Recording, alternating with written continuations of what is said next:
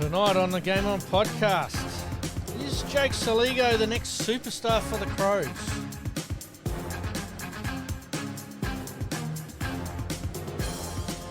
And a Port recruit knows how to kick a goal or two. Lovely kick. He is a lovely kick. And the Alex Carey screamer. But is he a keeper or a fieldsman? Absolutely fast. The best keeper in the world doesn't keep. It's ridiculous. All right, let's do this. Welcome to the Game On podcast. My name's Pete once again, joined here with Malcolm. Mate, how was your week? Interesting. Back average. Let's just say some car dramas. Yes. Thank you very much to Craig Steen for recommending a Auto electrician. order. Yep. Yeah, and that, let's just say, one of the bigger car brands. Comment Wally May, no comment, good comment in terms about them. Bold Lily Court Marsh. If I said what I really thought, Yes. We'd be off the air. Yeah, I'd be in court. Fair enough. Sporting wise, mate, a couple of things that sort of tickled your fancy before we get into Around the Grounds. Sitting with Alan Favell at the Shield game on Friday, and at 11:45, they're still 3 for, cruising along, and thought, geez, we need a wicket here big time, and we got a wicket just before the new ball, then away they went, and doesn't it show what a total different game it is in terms of there was Mitch Owen in the Shield game, 0-1. Yes. 4 balls on a pitch which was doing a bit. Yep. Come Sunday, the one-dayer, and, mind you, the not-out LBW when he's 72 has rocketed into my worst 3 ever non-LBWs. All right. Given not out. Hold your fire there. Let's get into Around the Grounds. Around the Grounds.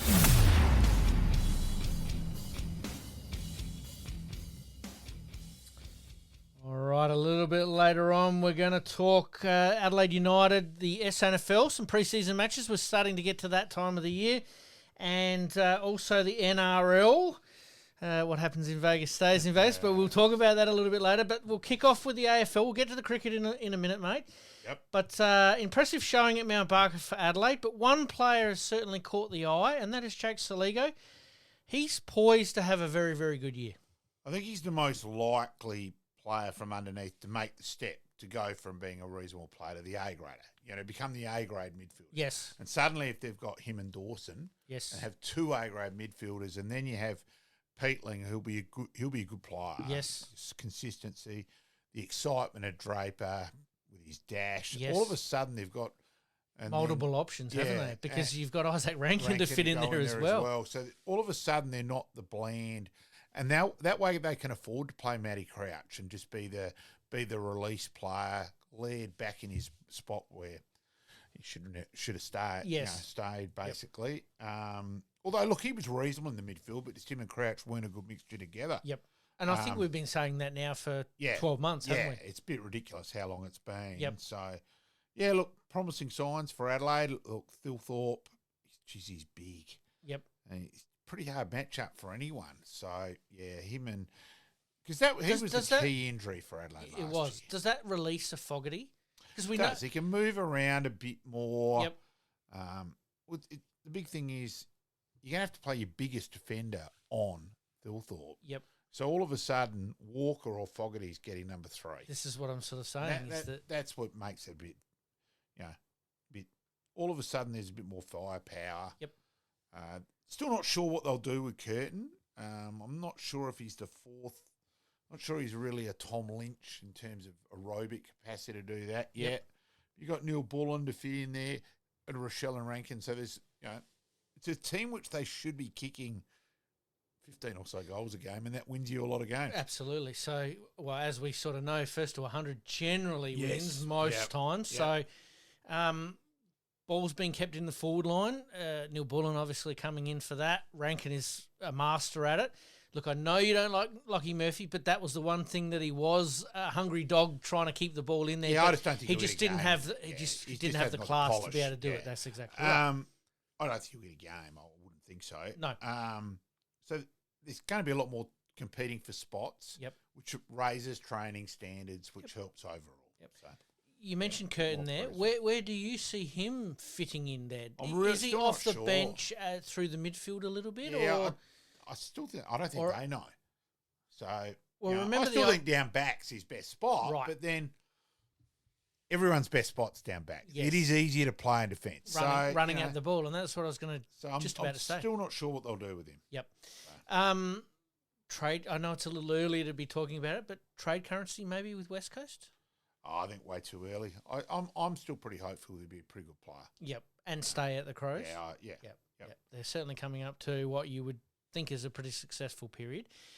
If Thilthorpe's in their team last year, do they make the finals? It just changes everything up. They don't start the year anywhere near as badly. So you don't know, but I think he's there. He's vital. So he's their most important player. Pretty close to it. Yeah, fair enough. Let's talk about Taylor Walker. 18th season, looks pretty fresh, still moving pretty well, and delivers the ball so well, it's isn't always it? been a beautiful kick on either foot. On both feet, yeah. You know, it's funny, we can't find his first goal for Norwood. He went on the left foot, and don't worry, he said, Malcolm, I'll give you anything if you can find that. We still, trust me, I've tried. We'll put it out there to the public, and I know you're pretty keen on it, but we'll see what we can come up with, or the listeners can come up with. So does that mean that Adelaide's deficiency now is probably their back line? Probably a workman-like back line. Look, they get Murray back. Murray missed a fair bit of last year as well. He's pretty important. Yep. He's probably their key backman. Yes. Whether Butts is good enough or not is still probably up in the air. I think they need him to have a best season. Yes. To really help with everything else. Because otherwise they're going to leak at the other end a bit. Yep. Although, Michael and KRIEVS, I think there's a bit to work with back there. And I think that was the other thing on the weekend. Adelaide actually had more out than what Port did in terms of Michael, Rankin and Cummin all playing their best 22. That's right. So that was more than what Port had, which is interesting. It is. You talked about Rory Laird going back to that sort of half-back line. Where does someone, and this is got to be mentioned, is Wayne Miller Jr. Where does he fit in there? Because he is at his best in their best 22, but he hasn't played for 2 years. Just hasn't played enough footy. I want him to start an SANFL, play 5 or 6 games there to actually get some continuity in his body. Let's remember, he basically hasn't played for nearly 3 years. Yep. He's played the odd game in 3 years. He needs footy. Yep. He needs, look, always the question of Malera is a little bit of physicality, but we know his skill level. Yes. I just think he needs to get a bit of confidence in his body. Are you playing him down back or up forward? Oh, no, they'll play him down back. They'll want him to run and carry because he's a beautiful leg. Yep. But I just think he needs – I wouldn't play him to start with because I think he needs a lot more footy than that. So we talked about, obviously, their back line probably being that traditional Adelaide workman-like. I mean, you have a look at Rutten and Co back in the day. They were very workman-like. The wings, Lockie Scholl, where's he at, do you think? So he didn't play on the weekend either. Yeah. So that's another one to come back in potentially. Because you talk about run and carry, that's his bread and butter, isn't it? Yeah, but they'll play coming on one wing. I've got note coming on one wing, so I've got no doubt on that. Yep. So the other wing, that's what we're saying. Suddenly it's a bit of competing for spots. Yep. Ben Keys. He'll play up half forward as well and then run through, probably tag a little bit as well. Yep. And he's got an elite aerobic capacity to do the basketball suicide up and back, which he does very, very well. Adelaide is going to be an interesting watch. We might hold off on doing, top 8 for next week. It's hard at the moment. But I think it's a nightmare. Let's have a bit of fun with it. Yeah, we will. But look, I still think at the moment, if you just remove any bias out of it, you're really only leaving Richmond, North Melbourne and West Coast. Yep. The 3 teams you're saying at the moment you don't think will make the 8. Yes. So, geez, it's open. Yep. Like, at the moment, and it is, Josh Jenkins actually is a pretty good line today. He thinks there's only 2 locks for the 8. Now, he had GWS as one of his 2 locks. Mm-hmm. Well, who knows with GWS, if they start badly with the players who are suspended and all that, all of a sudden they're Norton 2 or Norton 3, they're under the pump. So, I just think it's just so open. Are you surprised that so many commentators are picking GWS in the top 8, or do you still I think think on that paper, they've got still enough got talent. enough. They've Yep. still got enough, but I just think it's really interesting. They're limited at selection those first couple of rounds. Yes. Now, that's pretty important. Yep. Well, like every club, those first 4 or 5 rounds are really gold, and if you can get off to a good start, like Hawthorn did last year, they got on a roll. And just injuries, Yep. Poor young Carlton kid, Jagger Smith. Yes. He's done his ACL. And it was a very innocuous It was incident, weird. wasn't it? It wasn't the normal ACL. And Andy Moritz Wakefield for Melbourne Yep. has done his ACL, but also has PCL and MCL and posterior PCL damage as well, Yep. which is extraordinary. As you said off air, that's car Almost accident car stuff. accident stuff, It's unreal. Yep. You don't like seeing young players go down, Oh. but with the pre-season the way it is, and the grounds seem to be harder these days due to really the lack of rain. too. That's exactly right. We haven't Doesn't had matter. much rain. Doesn't matter what you could flood a ground in Adelaide at the moment in a day, and it's going to be dry by the end of the day. Exactly right. Yeah, it's crazy, absolutely crazy. All right, we've talked about Adelaide and a few little injuries there, but let's talk Port Adelaide. Lack of height and their sort of individual injuries down in defence sort of hurt them a little bit. It does. I still think that the midfield, the 3 or 4 in midfield, are going to make them competitive with anyone. Yep. But yeah, there's question marks because also it's not like Radaglia was a boom of consistency. He ended up last year up forward because he'd struggled down back. But that was through luck with Marshall and also Georgiadis being injured at various times. So there's that. And I think the Zirk Thatcher. Yes. His good's good, but geez, there's a gap Between and his he good and showed bad. it. He showed it perfectly in the 2 finals. He was very good against Hawthorn. Yep. And then he was Scheisenhausen against Sydney. So that's the real worry there, that someone's distance is so far apart. Yep. Miles Bergman comes back in following the departure of Houston. Where do we see him being able to release a little bit now that he's the only one, whereas Houston and him would have... Yeah, Farrell there as well. And I think Logan Evans will be used a fair bit in that way as well. Logan will run and carry. Yes. So he'll come off the wing halfback, and go by halfback, and So- then Jace Burgoyne will probably be on the same wing. sort of thing as well. Yep. So I think they've got options there, but you've lost the elite leg of Houston. The other elite, Farrell's still an elite kick. Yes. But all of a sudden you haven't got your right footer and your left footer to go either way as elite kicks. Bit like cricket and baseball to a certain degree, lefty it's- righties. So yeah. It just opens up the angle so much Yep. in running through and that. So that Houston's a huge loss. Yep. Like he's dual All-Australian. I think he's best halfback flanker in the comp. So. Yes, and he played that Port Adelaide system pretty well too. It's going to be interesting to see how he goes at Collingwood.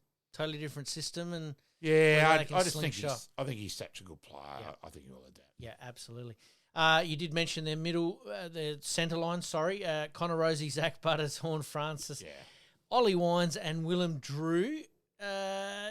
That's pretty impressive, isn't it? It is. There's It's still as so good as it much. gets. There's still much to work with, and so much improvement still to come from, especially the three junior guns. Absolutely.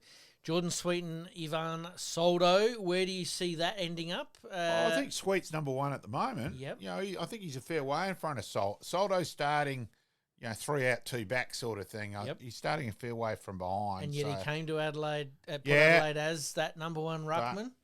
got injured. Jordan Sweet took his opportunity and was pretty good. Was pretty consistent overall. He was. Modbury High boy. Second ruck. Who are they using for that? Is it Finlayson? Because they're talking about him adapting being and the going swing man, down back at the moment. Yeah, who knows? I probably think that one is, there's Valenti? Yeah, Yes. Valencic. Yep. So he's still coming back from injury as well. So that's probably another one. But I think he's got a fair bit to offer. Yes. But whether they want to play him and Sweet, that's the other thing. I think they're both ruckman. Whether the big V can go up forward, not sure. Yep. Look, question without notice. Let's put your Ken Hinkley hat on. Are you playing both ruckman? Probably not at the start. Put your other hat on, Josh Carr, because we're in this situation. We didn't really talk about it too much last week, and we'll talk about it now, is that your Josh Carr, is he playing two ruckman? I think it's a real hard one. It depends on the opposition a fair bit, what they're doing. Mm-hmm. Depends on whether you think you've got enough run and carry to play another ruckman. Can he play up forward? Yep. You know, they want someone like a Josh Jenkins who could play both, who was mainly the forward, like Thilthorpe will play mainly forward. Yes. And then be that. That's the ideal scenario. Yep. But and Walker taking the ruck in the forward deep, line, and then Riley goes back. Yeah. So, I know it's an unfair question, but we've got to bring it up. We didn't talk about it too much last week, but the succession plan, is it gonna work? And who are you looking to? Because this is where I'm at the moment, and that's why I asked you that question. I don't mind it personally. Yep. I think they've cleared the air now. You're not going to get every 5 minutes, Hinkley to go. We know what's happening. Yep. Now, if they suddenly are 0 or 5 or 0 and 6, yes, well, you'd expect that he will. I reckon he'll walk himself. Yeah. So that was going to be my question. Yeah, if they do get off to a bad start, it's a possibility. Josh Carr and obviously Ken Hinkley are two totally different coaches. What do you see Joshy Carr bringing to it? Because I see that workman-like, a bit like North Adelaide, that workman-like process, but he also likes letting it go. Well. Exactly right. He certainly did at North Adelaide. And look, we've had Greg Edwards on, and Greg Edwards said his most as enjoyable year was with Josh when they finished bottom. Yep. So I think that's a big tick to Josh Carr that he could have been still so balanced. So I think in that, and that is the way now. The thing is now, it's not when we played older. You're told to run through a brick wall. You ran through the brick wall. Yes. Where now the kid, no, I want to know why you want me to do that. And you've got to explain things in detail to them. It's more a buy-in situation, a work together. Where back hours, you just did what the coach said. Exactly right. It's going to be very interesting. All right, let's have a look at the forwards. Mitch Georgiadis is probably going to end up being the number one forward with Todd Marshall again. Yeah. And a little bit of a worry, isn't it? As well. Yep.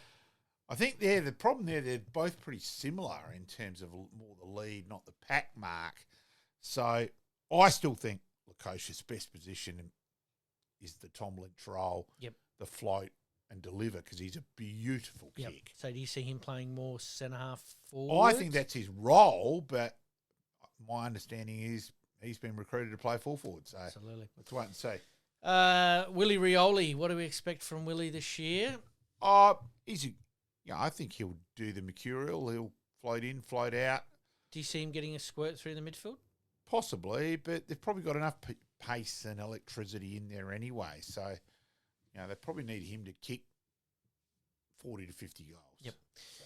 And a bit like Wayne Malura Jr. for Adelaide, for Port Adelaide, it's Sam Powell-Pepper. I think he is vital. He's a key player. And we noticed that 2 years ago when he almost put them on his back and said, come with me, let's do this. Yeah. Last year was a bit unfortunate. Exactly. And he showed a bit Friday night. Unfortunately, his kicking for goal was pretty average. But in terms of his movement and adjusting back into the play after having missed a year, there was a lot of ticks there. So absolutely.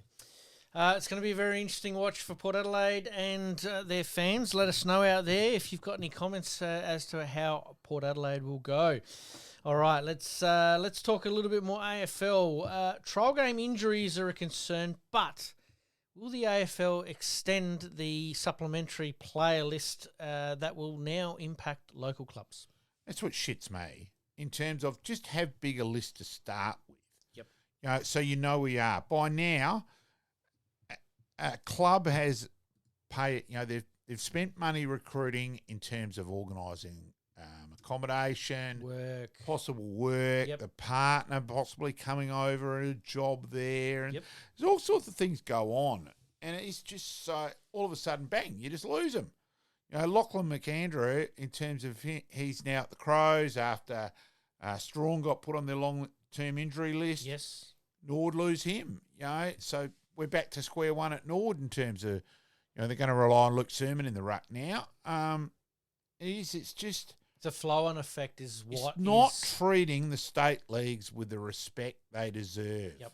It's all very well and good to say, it's the top level. Yeah, you're a feeder league. well, no, it's way more complicated than that, and just treat with respect. You know, if you treat a person like crap, how do they feel? Yep. It's bullshit. There's a big divide between AFL, state leagues, and then amateur league because players at the amateur league don't want to commit the time and effort, and we've sort of seen that happen over the last 5-6 years at the SANFL level. Well, it's not the money and the time commitment. Yep. I think SANFL clubs go a bit overboard with in terms of not only training but the meetings. You know, they're like an AFL club. Is that trying to match the AFL clubs that are in the state league? Yes. It is part of that. Yep. But look, I do vividly when I was working at about 8:45 in at a service station, and in walked Mitch Griggs still with his shorts on. I said, "What the hell are you doing?" He said, "I'm not home from training yet, Malcolm." I said, "That's ridiculous." Yep. I said, "Bloody meetings." Well, you lose the people out of that. Yep. I know Brad McKenzie got really frustrated in that way. He just wanted to play footy. Yes. And I think the SANFL clubs get too hell-bent and forget the real world a bit. Yep.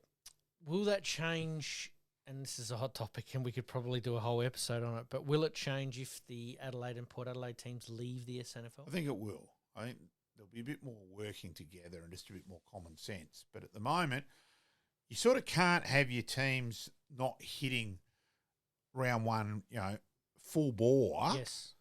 Because the AFL clubs are so far in front of you on fitness. So you're caught between a rock and a hard sea, in that way. And,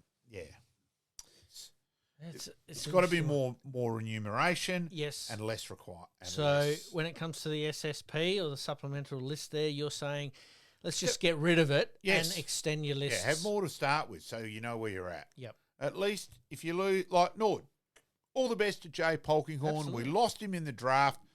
Fully expected that. Be following him closely. You got a wrap tonight. Playing well in Geelong's VFL game before the trial game against Essendon. Yep. That's fantastic. But it's not like we've lost him this week. So you can do your planning and all that. Yep. You know where you're at, and that's where they're not treating the state leagues with respect. I know this might be a little bit of a slippery slope question without notice. Is it a case of nominating a player that will still be with your club, whether it be an SANFL club or a VFL club, whatever club, and that player can move up and down depending on the needs of the AFL club, or is the structure of the AFL so vital that they need to be there they have to 24/7? Yeah, it's changed in that way. Yeah. I think so. I'm just thinking along the lines of, say, let's take Adelaide as an example and Norwood as an example, is that Strachan comes off the injury list, so then that should push the player that took his spot back down to his local club. Yeah, I know it gets a bit messy, but I'm just wondering if there's one way of doing that. No, I think they've got to be in the AFL system for that player to have a real crack at it. That's fine. So then the way to fix that is bigger list. Yep. I like it. Absolutely. All right, mate, let's have a bit of a look at some of the teams like we have been over the last couple of weeks. Let's look at Melbourne and North Melbourne. Melbourne were probably a little bit of a disappointment last year. What do we expect from them this year? And also, how big an impact is the Petrarca moving, not moving? Yeah, Saga's probably the best word. Moving, not moving in what happens this year. You just got to wait and see. But look, the fact that Oliver's fit where he wasn't last year, he was, he was a size. Well, he was underdone. He was underdone. Yeah. So he was playing catch up the whole year. See that, and who else knows what the other off-field problems there. Yes. So if him and Petrarca now, the understanding is he'll start. So pretty important trial games for him, I think. Yep. So, but if you've got those two back, you've got May and Lever down back. If Van Rooyen kicks on up forward, you've still got Gawn. Still a fair few big ticks. Absolutely. Yeah. They are a year older though. That's probably my only worry for. They really need Van Rooyen to burst out. Look, he showed promise. Yes. They need that promise to become a real key, and then Fritz can be the other. All of a sudden, he doesn't get the key back, Backman, and that. So Yeah. I know it was a couple of years ago, but how important was Angus Brayshaw really to Melbourne's structure? Yeah, I think he was also the heart and soul player too. That was the other thing. That seemed like he was the social instigator of things from hearing a few Melbourne comments afterwards. And that sort of person, like Norwood losing the Carrolls, that sort of player, those people are pretty important. Don't grow on trees. The average age of 25, they're the fourth oldest list, 77.2 with sixth most experienced games. Stephen May leading, I was going to say wicket taker, leading games holder at 235. That's a little bit of a surprise. Yeah, I know. You've got to remember he played a fair few before he went to Melbourne. That's correct. So, Yep. Players with 100 games plus 14 and players with 50 games less 22. So they've got a reasonable amount of experience. Healthy mix, absolutely. How do you see Melbourne going this year? Do we? Well, we already said earlier on. There's probably one or two locks for the top 8, and then everything else is up to them. I think can they? I think they can, but whether their connection. Look, the thing was probably every other year apart from their premiership year, there's been a bit of a week in terms of their inside 50s numbers are always good. Yes. But they haven't turned enough into scores. Yep. Now, can they be a bit more efficient with the ball is probably the big question. If they can do that, I see Melbourne making the rebound. But if they don't, they'll fall away. Forgotten Melbourne player that was obviously traded there a few years ago, which Melbourne would have hoped that he would become that player that would be able to keep that pressure on, is Shane McAdam. Unfortunately injured again. Yeah. So he hasn't had much luck. So, that they've lost, as we said, let's get his correct name pronunciation, Andy Moritz Wakefield and Marty Hoare. So they've lost, 3 long-term injuries. Yep. So, Well, Brisbane did it last year with some long-term injuries. It can be done. True. Mate, we better move down the road to North Melbourne. We all know North Melbourne's struggles over the last few years, but they look like they're just turning the corner a little bit. A bit. Alistair Clarkson's probably the one man to help them through that. I'm not so sure of that, but I just think getting a bit of experience in there, getting Daniel and Parker in particular, not so sure. I think Darling might be okay to teach. I'm not sure he's got much more good footy left in the body is probably more the biggest question there, where I think Daniel in particular, he's still a pretty reasonable player. I was actually hoping Adelaide to pick Daniel up. I rate him. Yes. So I think they'll, the amount of juniors they've got, stockpiled with high draft choices. Yep. You'd expect. I like young Powell. I reckon he's got a fair bit to offer. Yes. We've seen a fair bit of Wardlaw, and there's more to offer there. How many they win? Look, I expect them to probably improve to win 6 or 7, something like that. Yep. I think there'll be steady progression. And they'll surprise a few teams along the way. Yeah. Yep. Finn O'Sullivan, Colby McCutcher, Zane Dersma, George Wardlaw, and Harry Sheasel. It's a pretty fair stockpile, isn't it? Oh, look, there's some talent there. They played really. I remember the game against Collingwood where they were 10 goals up and managed to lose. It was pretty incredible. The footy they played to get to the 10 goals up was. If they can just get that for a little bit longer, they could shoot right up. They could be the surprise packet, but you still probably think starting a bit too far back from this side. Yep. We're being balanced, but I think there's a bit to work with. Absolutely. Average age, 23.6. They're the 18th oldest team, which probably, when you think about that, you sort of think Richmond now with everything that they've had going on, but they are still the 18th oldest team. 61.4, 16th most experienced. Jack Darling, obviously, as you said, recruited in at 298 games. They've got 12 players with 100 games plus and 27 with 50 games plus, and that probably bodes to your point there that they're just lacking that little bit of experience there that is going to... the mid-level exactly sort of right, yeah. And that's the key to winning a premiership, isn't it, is having... I think they'll improve. Yeah, absolutely. All right, let's move on. Justin Longmuir signs an extension contract, but it's a little bit of a twist. It seems to be the way of the land these days. Yeah, I think Adelaide were the first one. They were with Neil Craig. Yep. So it has happened a few times. It's an interesting way to look at it. Obviously, value him as a person. Yep. Which certainly Adelaide did. Stephen Trigg speaks glowingly of Craigie as a person. Absolutely. So does it give them a little bit of flexibility that if things don't quite Yeah, I work think out over so. the next couple of years that Yeah. Or even this year. they can pull the trigger on that? Yeah, I think so. Yeah. Very interesting. All right, State of Origin is back on the agenda. What are your thoughts, mate? Yeah, probably has a bias South Australian. The worry at the moment, I actually don't think we'd be that competitive. Yep. So, where they're saying it's got to be South Australia to start with, I actually not convinced on that. I'd rather have Vic and I think Vic and WA would be a more competitive game at the moment. As much as I hate to say it, just being honest. Yep. Do you think it's a pre-season, mid-season, or final season game? I think at the end of the year it won't happen. Clubs just won't agree with that because players are on holidays and the things. I think pre-season. But then if there is little things that are not quite right with players, it gives them a whole pre-season to get over it.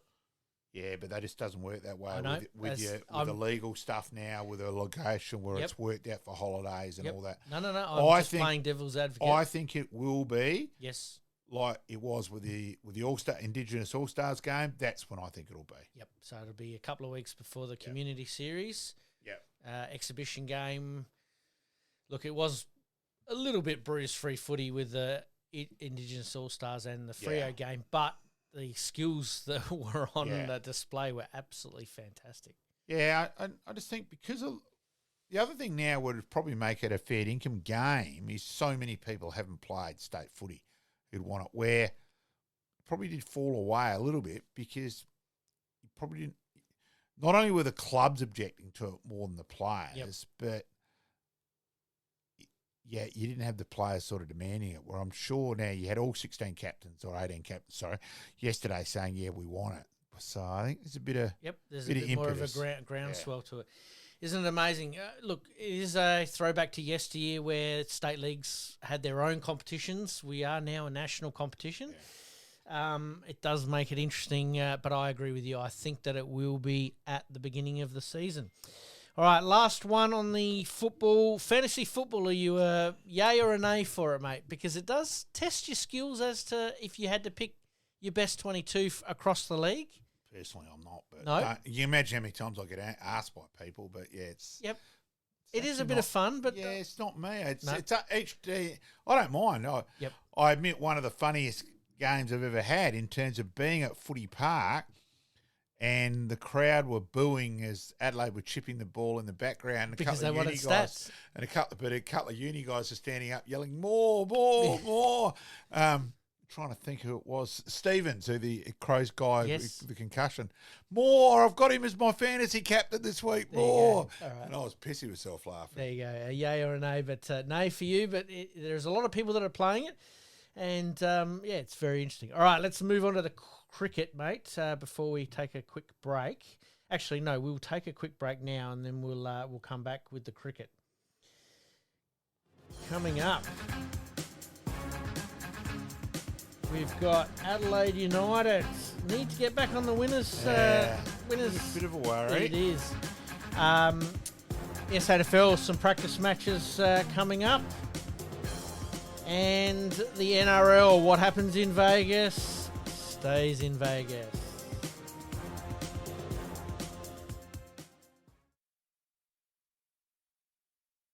You're listening to the Game On Podcast. We'll be right back after this short break. Looking to buy or sell your home anywhere in Adelaide, from the hills to the sea? Meet Gary KRIEVS, your dedicated local agent from OUWENS CASSERLY Real Estate. With unparalleled knowledge of Adelaide's housing market and a commitment to exceptional service, Gary ensures a smooth and stress-free experience for all your real estate needs. Trust the expert, trust Gary KRIEVS at OUWENS CASSERLY Real Estate. Your next dream home awaits. Contact Gary today on 0422 071 317 or on email garyk@ocre.com.au. And for more listings, please visit owenscasserly.com.au. Make it happen.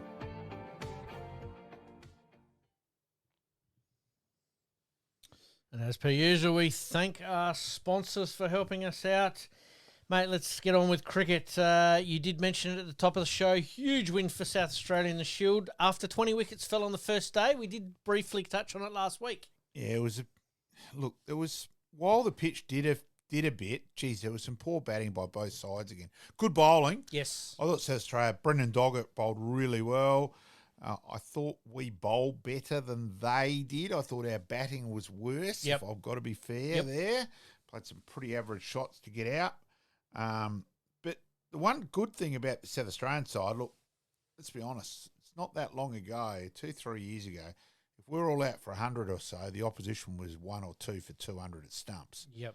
So this side went out, fought, and got the game back on an even keel by the end of day one, was pretty impressive. Yes. And that's been the mantra, hasn't it, really? Yeah. Been Rhino coming in. We set him 388 so we made 380 with the top score of 74. So everyone sort of contributed. I thought Harry Nielsen was really impressive, got the momentum back our way. Yes. And it was really good to see him and Liam Scott back together in a good partnership. And they had time, but they occupied the crease for periods of time, didn't they? Really impressed with Jason Sanger as a recruit in terms of he's playing really straight. Yep. Looks good. Still need some runs out of Henry Hunt and that, but Connor McInerney contributed. So, look, and then on the last day, I tell you what, I admit I'm not convinced with Ben Menenti as an off spinner. He did take an important wicket, but I'll tell you one thing you can do. He's a gun in the slips. Yes. A couple of those catches were just beauties. And look, the catch, the fine nick off a leggy, so it goes to the left of goes just past the keeper to the left of the first slip. It's a bloody hard catch, and he made it look like he was shelling peas. I reckon I did see that on the highlights, and you're right. The reaction time was amazing. So he took 4 catches in the second innings. So look, really good. The one day on Sunday was a bit weird because we sort of knew pretty early in the day that the result wasn't going to matter. We knew that New South Wales weren't, Victoria were on top against New South Wales. Yes. So therefore we had the home final, and that WA were beating Queensland, so we had the home final. Yes. So it was a little bit weird there because I thought we left too much pace on the ball and Owen just teed off, and geez, he hit some big sixes. Yes. Hit 1-6 from the Cathedral end. It hit the cement and went out the oval through the gates at wide mid-on. And I'm sitting there as someone who's watched a lot of cricket at Adelaide Oval. Before, And that's the first time I've seen that. I've seen Joel Garner at the other end. Yes. Joel Garner hit one, and the day when Hooksy got his 100 off 34 balls, down past the practice wickets, over the top by where the hedge used to be, with the members there. Yes. And that's, right. And so I'm sitting there going at the time, geez, which one's bigger? But he hit some bombs. Yep. You can hear it. Hey, it put them in a position where it looked all right for a while there. Oh, Tasmania were cruising. Yeah. And then we fought back and got really to the stage with 8 for. We probably really should have won from there. We didn't field as well after that. Mm-hmm. And is that a case of mentally just sort of relaxing a little bit, thinking that it was going to happen? No, I'm not so much there. No? Yeah, I think it had been a big week. It was also interesting, the bowlers they put in, they played a state second 11 game, so they weren't any fresher than the others. So in that way, it was a bit weird. Mm-hmm. Haven't spoken to Rhino since in terms of Sunday. I've had a communication after the Shield game, but not after the one day. Yep. I thought I'd better not annoy him too much. No, that's all right. We'll try and get him back on again if they win the final, mate. Yeah. That's the ultimate goal. So it sets up now. So we play Victoria on here on Saturday. Yep. Day night final. I better chase up and see if Matty Elliott's coming across. Hopefully his Colt's playing, Sam. So really looking forward to Saturday. Nervous about it. South Australia, we don't win too many things, and geez, how huge would it be if we can win? This is the curtain raiser to the big one for me. Yes. The Shield. The Shield, I can't deny that. This is the reserve grade ready for the A grade. It's probably a little bit above that. Yep. It's still important, so I'd just love to get get a trophy in the cabinet. And I think if you win that, it takes a little bit pressure off Shield that you've won something this year. Yep. You're not going to be written up as the perennial bridesmaid and all that sort of thing. So, yeah. So it'll be interesting to see what side takes the park. Yes. Well, we will know. Question without notice. Run through your starting 12. I would think that McAndrew, Doggett and Scott will all come back in. Yep. There, so I don't think the batting will change too much. I more think it'll be 3 or 4 changes in the bowling department. I'd love Nathan McSweeney to back himself in more with the ball. Yep. I thought we should have taken the pace off towards the end, and I thought he should have bowled, and I would have bowled Harvey with him. Yep. So that's what I would have done. Yep. But whether they decided that, well, we don't want to show all our cards and we might do that in the final, I'm not sure. But I just thought, no, I think I would have done things a bit differently. Yeah, I think they're hell bent on. Yeah, I getting also things done this think too, because it's a one-dayer and everyone's fields on the boundary and all that, it got to the stage where you had 9 and 10 batting who were struggling to score. Get everyone up. I thought we didn't really. I thought our field placements weren't great either, in my opinion. A little bit to be done there. You did mention that the Shield obviously will be played. We are in the final. Look, everything would have to go monumentally wrong. At the moment, it's more than likely we are, but we're not mathematically certain. Who are we playing in the final, do you think? I know it's still still very open. It's just too open. No, you really can't That's call fine. Obviously playing Victoria in the one day, so we'll see how that all pans out. If I don't see you for a couple of days or hear from you for a couple of days, I know you're off celebrating. I'll be here on Tuesday night. No worries. All right, mate. Raining in Pakistan, we can report that. That was going to be my next part there. We're going to move on to Australia's Champions Trophy. Started off with a bang against the old enemy. Yeah, look, but I will say, yes, Alex, and I actually said it, I was with his dad for a while. Screamer of a catch. I did say to his dad, to Gordon, that, geez, Alex has dug his own grave here by fielding so well. And apparently they're supposedly meant to be alternating keeping at the moment. I didn't actually hear that from Gordon. I'd heard that otherwise. Yep. Which I think is crazy. It's not little kids cricket. You know, you've got the best keeper in the world. Yeah, Kerry should be keeping. It's ridiculous. Yep. And I don't get it because in terms of surely the more fielding Josh Inglis does, the better. If Josh Inglis is going to play Test cricket, which he's in our Test side at the moment, so he's strong consideration therefore to play in the championship final and the Ashes next year. He should be fielding. Yes, doing fielding effectively, fielding practice. Why now we've got him keeping? First ball of the game buys, another 4 buys. I'm sitting there and I'm going, it'd be funny if he drops a catch here. Mm-hmm. It's crap. Carey is the best keeper. He keeps. Yep. Inglis batting, though, is vital to... He's explosive. That's what I'm saying, to this champion trophies and campaign. I even understand in the World Cup that they decided, right, we need finishers. We want explosive finishers. Yep. Josh can go more from ball 1 than Alex. Yes. You know, Alex has got just as many shots, but Josh goes earlier. Yep. So I understand why they did that, but geez, it was a big risk because Inglis's keeping nearly let him. Yep. Well, it did let him down, but it didn't cost them the game. Where they were lucky a couple of times. Huge scores, obviously, from both teams, and England had a chance, but blew it.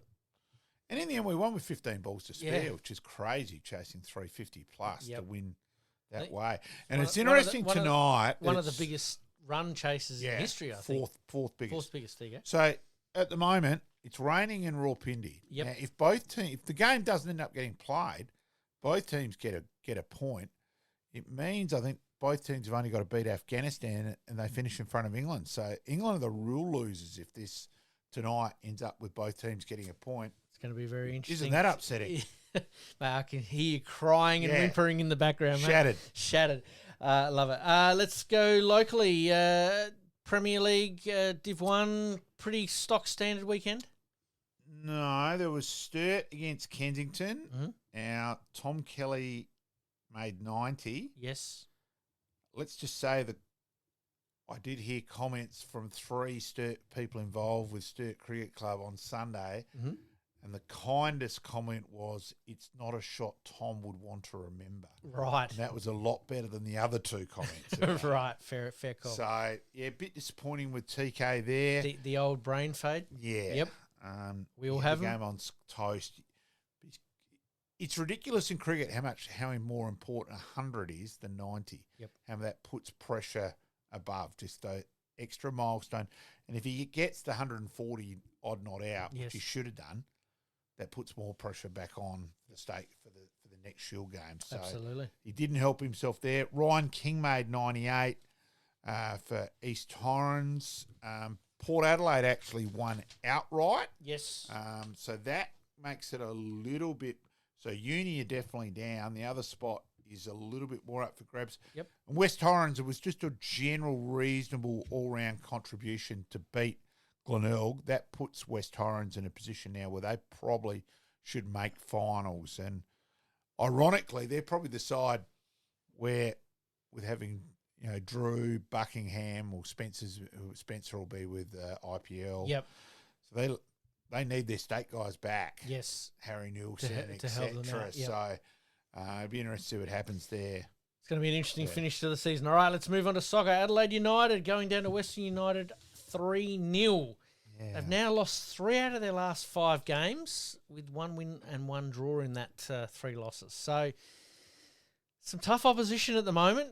Look, we love that they've gone young in South Australia, and we're giving them slack for that. Absolutely. But geez, you'd want to see just a little bit more at the moment. We don't want to fade right away. Yes. Things Things are tightening up at the top of the table with Adelaide United sitting in second place at the moment. With a top of the table clash this weekend against Auckland. Auckland are on 39 points. Adelaide United 31 points. Western United, who they lost to, on 29. Melbourne Victory on 29 and Western Sydney on 28. So that middle of the table is starting really to close up a little bit, and they just need that little bit of a steadying win or at even least a draw. Exactly right. So best of luck to Adelaide United there on the weekend. Let's talk SANFL. Some practice matches. Adelaide v Woodville West Torrens at West Lakes, Friday the 28th of February, 5:30 p.m. What are we expecting? Oh, you just don't know what side Adelaide will field. Who knows? Probably with their concession, it's going to give us a bit more of an indication on these concessions who we're all still angry about as SANFL people. Yes. It will be interesting there. Let's back a little bit to the AFL there with obviously the signing of the ex-Sydney ruckman to Adelaide. Do you see him being Adelaide's number 1 ruckman? I think it's a big chance by the end of the year. Probably Riley O'Brien being in the leadership group. Oh, I still don't get that. Yep, I know we didn't talk about that a little bit earlier, but he'll obviously get some match play. I think McAndrew's going to pressure him more for a spot. Yep, than what Strawn did. Yep, no, that's fine. Strawn, what I don't get with Strawn is he's actually a better ruckman. Yes. In terms, he's a more natural ruckman than Riley. He's got feel. Riley O'Brien lacks feel. Yep. And as Matty Clark said, it's very hard to teach. Yes. But Strawn, when he played, honestly, he looked like he needed a motorbike after 10, 15 minutes now. Yep. Which is a bit weird that you've got Burgess, the supposed elite thing where couldn't get him you up. had a player just look cooked. Yes. He dominated SANFL, but as soon as the extra pace of AFL where his fitness levels just weren't up to it anywhere near it. Yep. It's going to be an interesting watch. What do we expect from Woodville West Torrens? Late in the season, they faded out. Still made the finals, but is that something that Sauce Jacobs will rectify this year? And they've got a couple of handy ins as well. Yeah, and they had a bit of talent with their youth. Their youth were pretty impressive. Yes. So it'll just be interesting to see, and again, how many of those guys are committed, how many of them have gone, no, this is too hard, and gone to a local club. We'll find out more in the next few weeks. I think it's really hard with SANFL at the moment. It's only names in front of you. It's really hard to gauge. Absolutely. So, Norwood heading to Tasmania this weekend. Yeah. Both men's and women's. Yes. Having a trial game. The women's starting at 12 p.m. and the men's at 2:15. What are we expecting considering that Norwood does have a fair contingent of Tasmanian players? Yeah, it is. And so in that regard, I get it. Becomes a good bonding weekend, and it is a good idea. So it's just, again, really hard to judge. We're going to see how it goes there. All right, let's move on to the NRL. What happens in Vegas stays in Vegas? Well, not quite. No. 2 players having a play fight. I've got the camera in front of us in inverted commas there. With a plastic blow-up baseball bat has caused a big ruckus over in the NRL in the Vegas games. Is this the gift that keeps on giving for the AFL? Well, you sort of get guys getting up to hijinks after they'd played, but hang on, it's a few days beforehand. They've obviously had a fair bit of sauce. Well, apparently... Talking about sauce, Jacobs. Apparently they had 8 hours before their room was ready and, things didn't quite work out as far as that went. So, you're right. It just doesn't make sense, does it? That doesn't mean you have to get hit and missed, does it? The NRL keeps setting themselves up, don't they? Oh, it's just you just shake your head in disbelief. If you're the PR manager, you're cringing, aren't you, every time they go away? It's embarrassing. Is it better for the NRL to play games away at this time of the year for their overall branding? Not involved enough. It seems... I think they were reasonably happy last year with the exposure, with the publicity, with the ratings. So, they're the ones to judge on that. Apparently the ratings here in Australia are very, very good for it. Yeah. So if you're entering another market, if anything you pick up as a bonus, isn't it? Oh, and let's be real, the advertising dollar is the most significant dollar in world sport. Yep. By a mile. Like if you actually get a revenue sheet in front of you, it is the most significant by a long, long way. Yep. We'll see how the NRL handle it and also how it all goes. All right, mate, we better take another quick break. Coming up, we actually have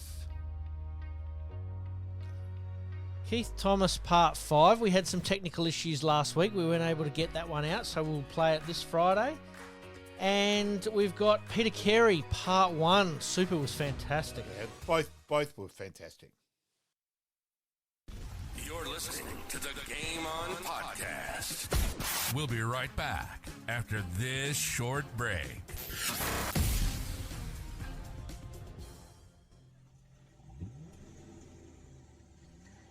A dents and scratches putting a dent in your day? Introducing Roger Steen Crash Repairs Adelaide, your trusted solution for automotive woes. With over 2 decades of expertise, Roger Steen Crash Repairs guarantees top-notch service, restoring your vehicle to its former glory in no time. From minor dings to major collisions, our skilled technicians handle it all with precision and care, using state-of-the-art equipment and techniques. Roger Steen Crash Repairs saved my car. It looks brand new. Fast, friendly and reliable. I wouldn't trust anyone else with my vehicle. Don't let accidents slow you down. Visit Roger Steen Crash Repairs Adelaide at 14 Penner Avenue, Glynde, for quality service you can count on. And here's a special offer just for our listeners. Mention this podcast and receive a $100 discount on your repair. Roger Steen Crash Repairs Adelaide. Excellence in every repair.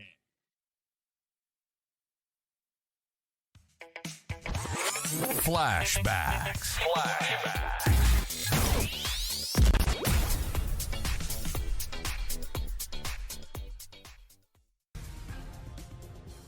New Year's Day 1996, and the West Indies were hoping to start the year with a return to form. That's a fantastic shot. Well, that's more like the Phil Simmons we've been watching over the years.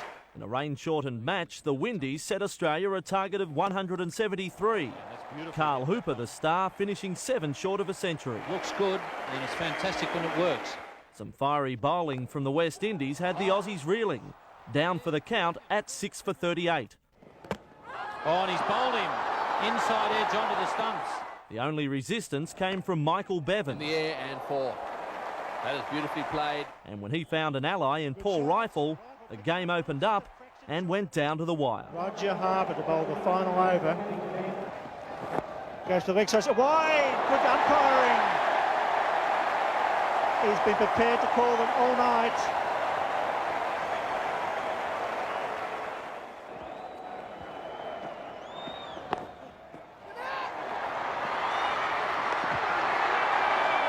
Call for the photo. This one's going to be very, very close.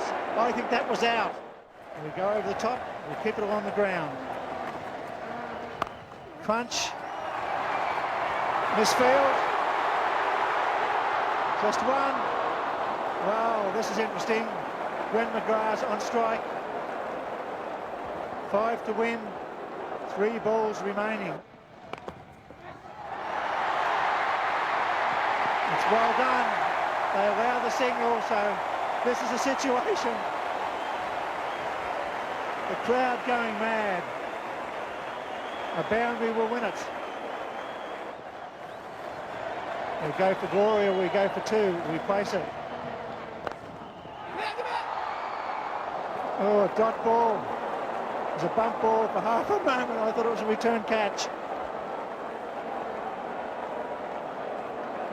Roger Harper feels well to his own bowling. Couple of oohs and ahs about a return catch. So that's it. He's got to hit a boundary. We go over the top. The men will go back inside the circle. They're right on the line. He'll probably pitch it in towards the leg stump in the full. It's out of there, 4! It's victory for Australia. What an effort. What a stroke. It's Michael Bevan's evening at the Sydney Cricket Ground. What a shot under pressure.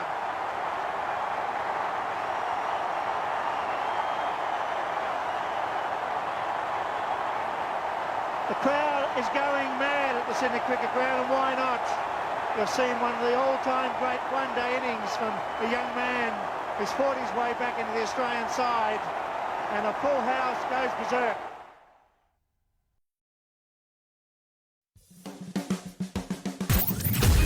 Extra time. Big finish.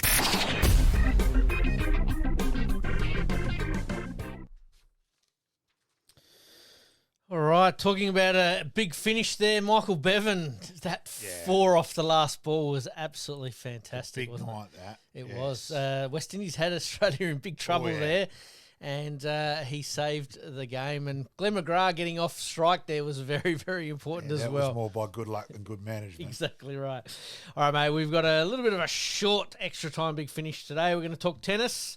Police detained someone after stalking a young female player. Yeah. Emma Raducanu in Dubai broke down. This was last week, but I think it's very important. Broke down mid-game because somebody had handed her a note or something like that and had a photo and all sorts of things.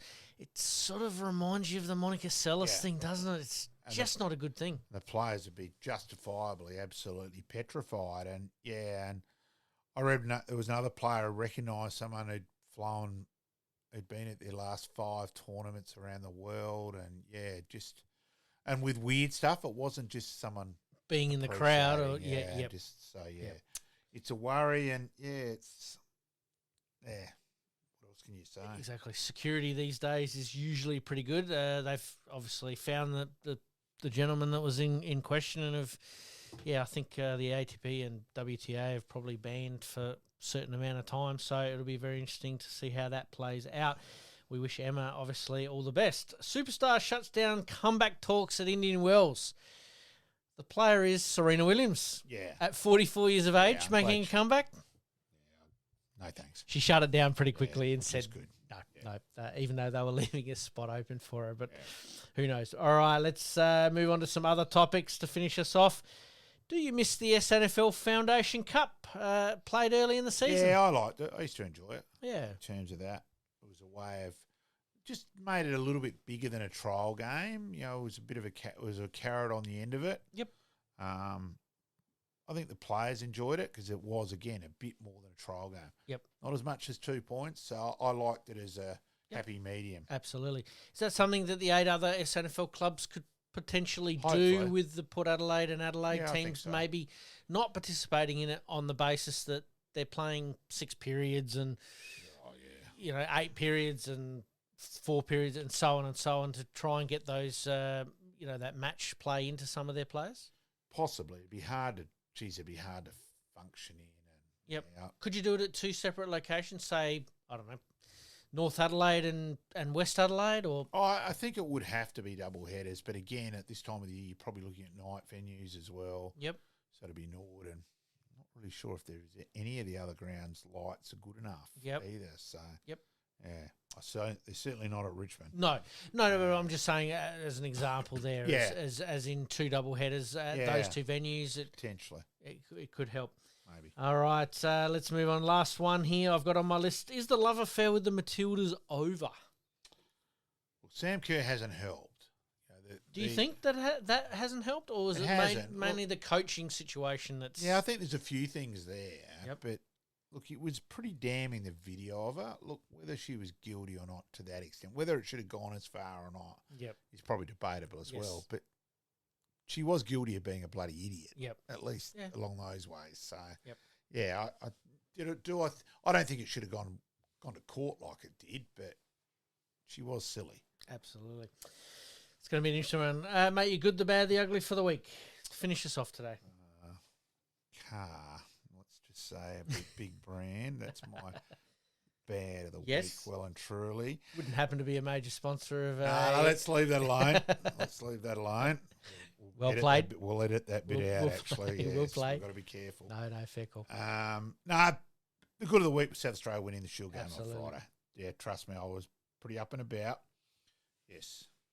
So there weren't many of us there. Nope. But those who were there were the diehards. We all know each other. Yes. Yeah. Yes. Mate, my good for the week was Alex Carey's screamer. Even though he should have been behind the stumps, he still proved that no matter where he's on the field, he's got value, that's for sure. I did have a bit of fun with Kez's mum on Sunday too. She's a tad more relaxed at cricket when Alex isn't playing. Fair enough. All right. Oh, she's hilarious when Alex is playing. Look, we all get a bit anxious no matter what's going on. Hey, they're a great family, the KRIEVS. Honestly, I can't speak highly enough of them as a family. Absolutely. All right, mate, we might wind things up there. As per usual, we've got to do better. Please like, rate, subscribe. Friends, family, enemies, teammates, anybody that wants to jump on board and listen to us sort of rabbit on for about an hour on all things sport in South Australia. Mate, until next week, thank you once again. Thank you. Thanks, mate. In this crazy world we live in, we all need the distraction. Enjoying the show? Like, rate, and subscribe. Hook up and connect with us on social media at Sportscast SA. We'll see you next time on Game On.